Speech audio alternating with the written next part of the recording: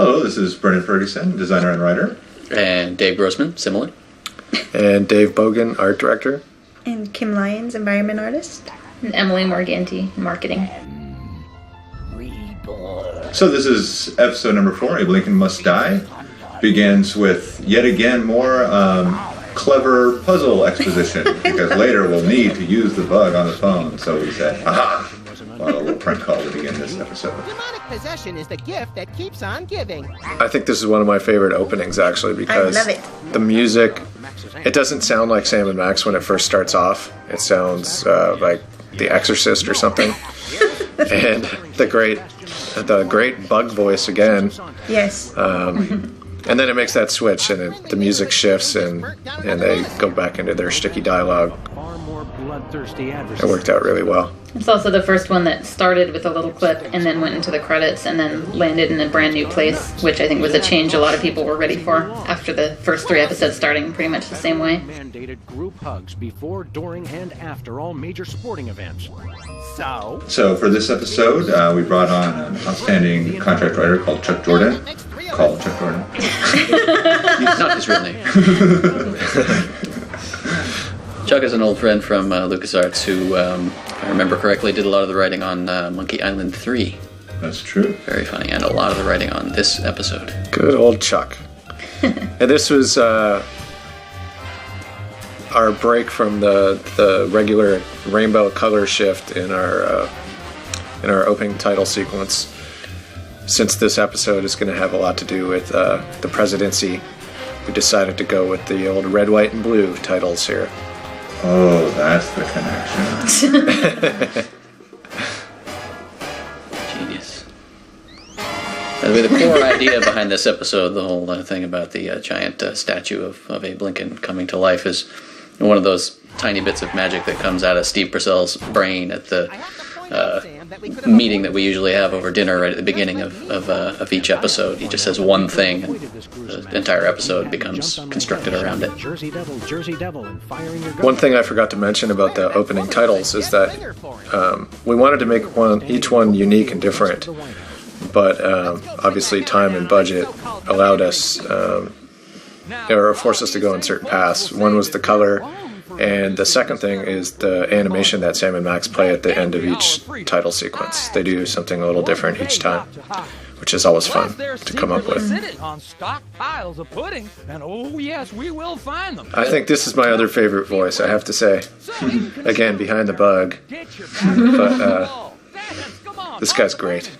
This is Doug Boyd. He also does other voices for Sam Max, including, for example, the announcer, the television announcer, in various episodes. He's also a favorite from the Bone series as Smiley Bone. I especially like how he does that spinny thing with his eyes. I thought one thing we wanted to make a president that had this kind of puppet look to him, and he just had that great howdy doody quality. And then for his voice, naturally we wanted to remind people of some of the favorite presidents of the last few years of the United States, but he has a bit of Bush and a bit of Clinton in him, but it carves out its own style. There's a little Carter in there, too. Yeah, just a touch. That's it. You two are coming with me. This Oval Office environment that you built, Kim. Yes. I got to write all of the dialogue lines for looking at the various little objects in the room at the very last minute. I think I had about 2 hours to get it done. And I was just impressed with how chock full it was of inspirational material. There's about 30 different things you can put By on impressed, it. you mean steamed. And Those 20-hour workdays finally coming. But that's the fun part, actually. I mean, these environments are just supposed to be filled with just visual jokes, too. I mean, whatever we can do, actually. Did we ever get a close-up of the Weasel Scout badges? I don't know. See, we build it, and then it There's just so goes many out things into the in there world that are like just- little kids. I don't... They might in the war song. There's a lot of stuff you get to see in the... And maybe we'll just have to go back to the president's office one day. In the Weasel Scout episode. I would love that. This is so disturbing. This is a good example of a scene where as we're getting near the end of the game and I'm play testing things, I know that I want angels to be singing there, but I don't hear them because the sound pass is usually right near the end. And so that scene looks really bad without any angel sounds playing right there. So it ends up coming out. It's really hard for the chore artists and even for me directing them to know how far to take a scene when we're not exactly sure how far the music guys are going to come in, and or are they going to have enough time to treat every scene in the game. But that one worked out really nicely. That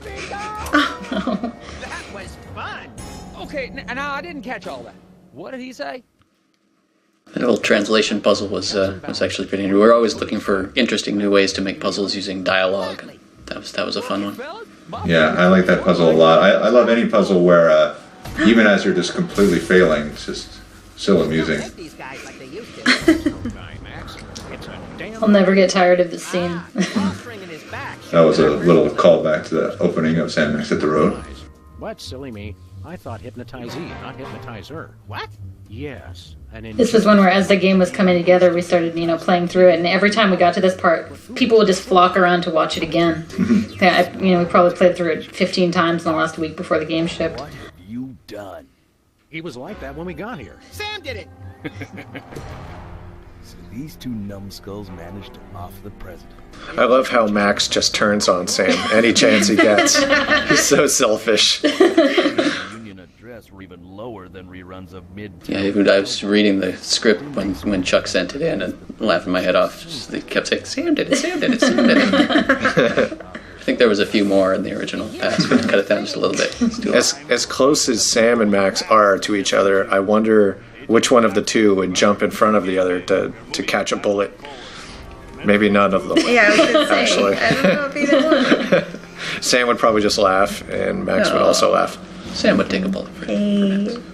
I think if there was any one of the two, it would be Sam. This little shot wasn't even going to be in there until Jake made us do it, basically by building the entire environment and just handing it to us on a platter. People over the decapitated body of the president. What do you think this fake body is made of? Can I keep it? No time for that now, Max. We've got The reason that was kind of made and put in there is because we got some focus testing back, and someone actually didn't recognize the giant Lincoln Memorial, which kind of astounded us. Well, because the Lincoln Memorial doesn't have a hat. Yeah, he doesn't have a logic. hat. That's true. There's that. I like the hat. I insisted on the hat because I like the hat, frankly. I think it's very characteristic, but It's very Lincoln. I question that decision occasionally. And it makes him even taller than he already is. We actually managed to keep the role of Lincoln in this game a secret for a very long time, which was kind of amazing. We kind of marketed it as if they were just going to find out what was wrong with the president. And, it did finally get out, but it was kept secret from the public for much longer than I expected it to. I'll get it. That never gets old either. hydraulic motors and robotic implants. Yes. Okay. I see. We're on it. Wrong number? That was the commissioner, Max. If this new method... I like how there's kind of all of a sudden there's a second goal, the commissioner calls again. This was one of those scenes where there was a lot of things we needed to explain by the end of the scene to make it very clear exactly what you had to do against Lincoln from here on in, and that you were going to have to run Max for president. going to make you the next president of the United States. And I like that they picked Max only because Sam got to answer the phone. It's only fair. I don't know if you noticed, but there was an extra star on the U.S. flag on top of the White House, and that was to represent the soda poppers. The extra state put in there. West Dakota? West Dakota. Yeah. Actually, the 26th star. Nobody seems to care that 25 states fell into the ocean. That's true. I was star of a popular television sitcom. I'm on the And in the next episode, there's a little side thing about Max having demoted Florida or sold it back to somebody or something. Florida ceases to exist, and the star comes back off the flag again because we always pay attention to these details. Today on the White House lawn, as we bring you the first in a series of debates. Hey, there's the voice of the President of the United States. In the Republican corner, we have the giant animated statue of Abraham Lincoln. And representing the random violence. Now I'm just mesmerized. I can't say anything. Yeah. So this part was one where we're always looking for new ways, new types of ways to interact with characters and new kind of situations to be in. And running for president, we thought it would be very fitting and characteristic for Max never to say anything good on his behalf, only to run a mudslinging campaign and somehow run Lincoln into the ground. So this whole sequence involves somehow making Lincoln look bad. Sacred asset as Americans. Candidate Max, your rebuttal? I like that we've got the Washington Press Corps, and it's all Secret Service guys just wearing different hats, which, of course, we did just to save ourselves work because we couldn't go model a whole bunch of different characters, but it actually turns out to make a pretty good political statement as well. I'm glad that Sybil finally got out of the office in this episode. She grew legs to see this. This is a good example, and it will force us to do this more in the future, is getting those characters out of there, making those characters feel like they're more alive and getting out and doing other things than just sitting in their chairs or standing behind their counters. Emergency election are coming in. And it appears that former sitcom star Max has been elected. We don't make enough use of that particular mode of exposition, having the newspaper spin up to the camera. We did it a few times in this episode. I wish there could be at least 10 per episode. Newsflash. You might get some fight back on that.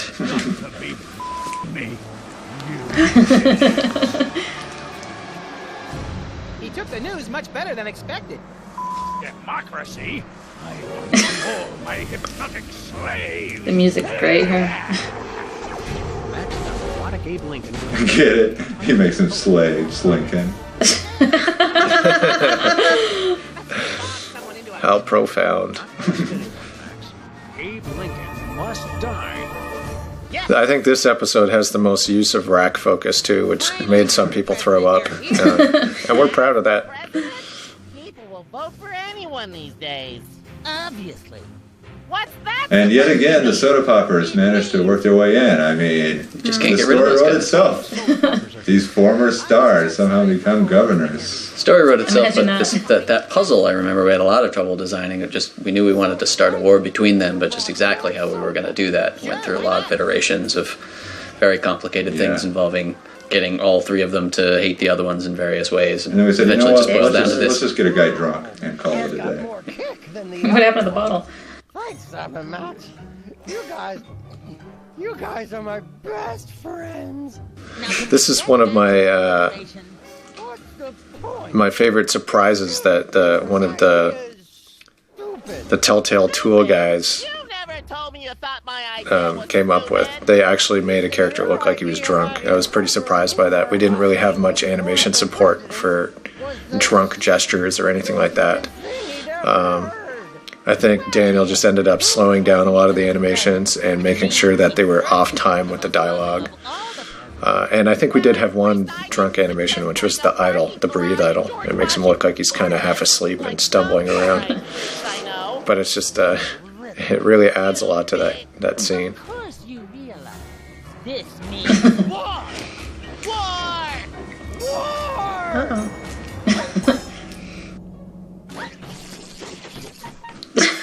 And timing is everything. Uh-oh. Oh, the war song. I love this song. Who doesn't?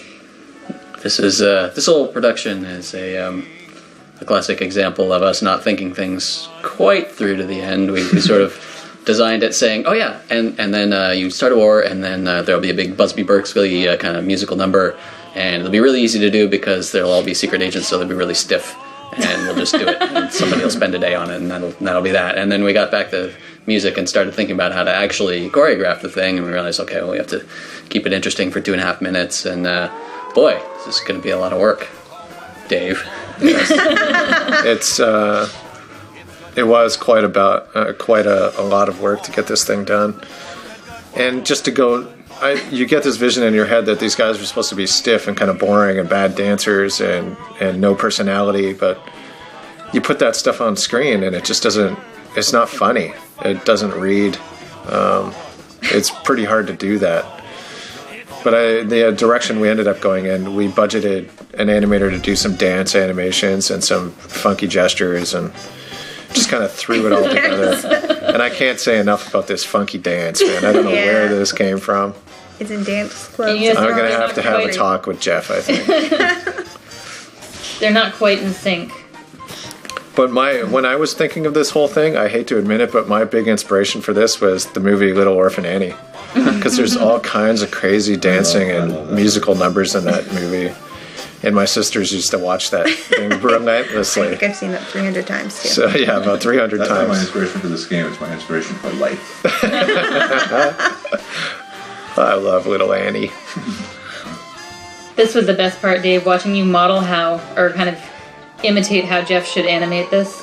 Yeah, it was a bit of taking a step down, trying to dance like that. I wish I had a camera bringing at my headset. fantastic couch like dance that, that was skills down to that level and trying to dance like a Secret Serviceman in front of the company. That was It was great. That was pretty tough. That was a good day. I'll do it again.